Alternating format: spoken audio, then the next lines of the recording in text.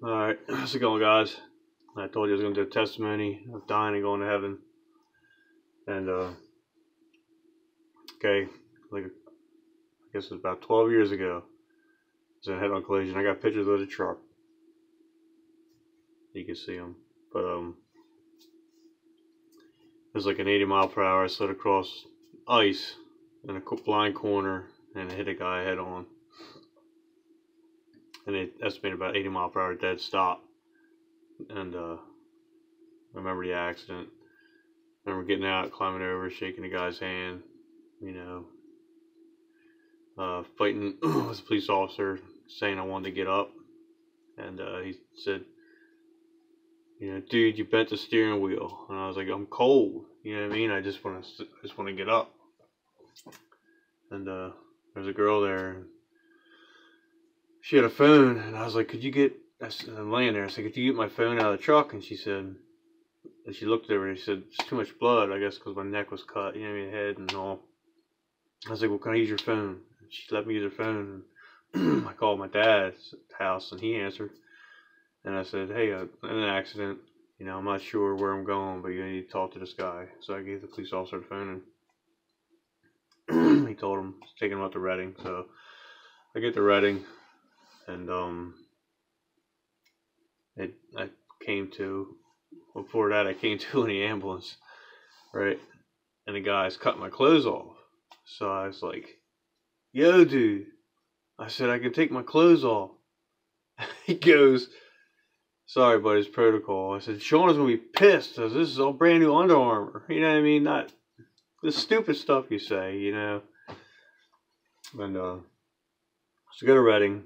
Doctor's got the x-rays up there, and he's like, I don't understand it. This guy should have died. He should have bled out in 2 minutes. Had a torn aorta. My liver was severed in 3 pieces. 10 broken ribs plus. Both my lungs are collapsed. Concussion. And my sister, my dad, my nephews were there. And the doctor, he's just like, I don't understand it. He kept looking at me. And then I look at my sister. I'm like, Sandy. I said, get the hunting stuff out of the back of my truck. I know how them guys are at the scrapyard. You know what I mean? And the doctor's face, priceless. But, okay, well then. So, I said, there's too much damage. You're going to fly into Philly. So I got airlifted to Philly. And I'm Philly, and, and I'm like, I was out to here, like when I looked down, and I said, look, there's something wrong. I'm telling you, I know my body. And this young girl was changing the bed sheets, and I was standing there, and I said, you got to move. And she's like, I just got to change your bed sheets. And I said, you got to move. And I grabbed her, and as I threw her, I just poured out this bile, like acid, and so they rushed me down for MRI, and when they had me in MRI, they were watching, and then you saw the liver was spurting because the bile duct, like I said, was severed, so it was just spraying. So now that's eating all my aorta and just eating everything. So that just adds to the we shouldn't be here list.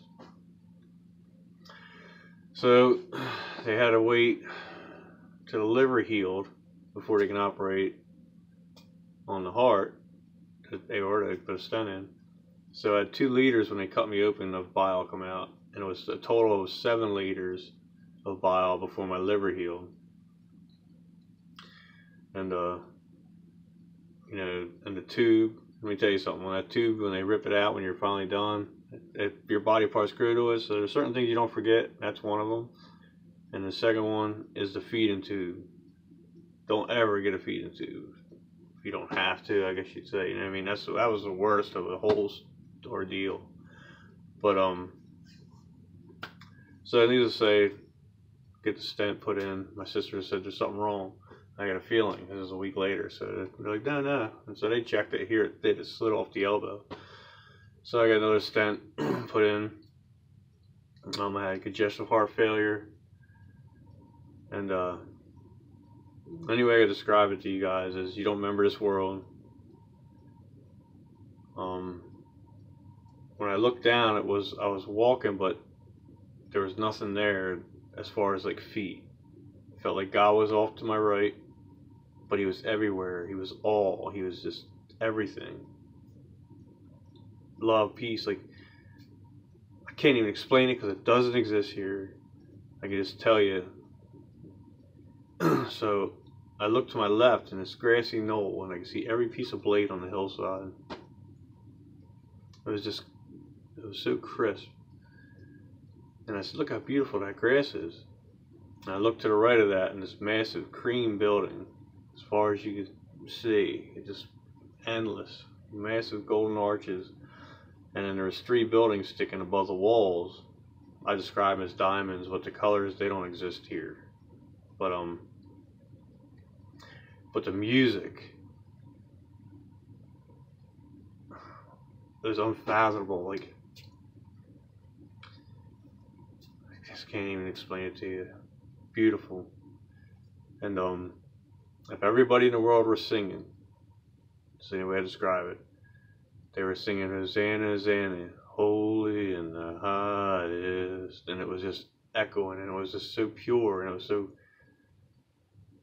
was just amazing. Like, I wish I could put it to something, but there is nothing. And you know everybody. You'll remember your mother and your father, and in the purest way, not as we know them here, which is another thing I can't explain. But if you knew my past and stuff, it was like, be there, and God, it's like they didn't say, okay, Mike, you have a choice, either go back or stay here, because like I said, you didn't remember this place. Because I know I would have stayed there. Selfish as that would be, knowing how it is here now. It's just stuff you work on, but he said it's not your time yet. You gotta go back and bring people together. So, you know what I mean? I had a staph infection in my forearm, and I don't know if you can see this.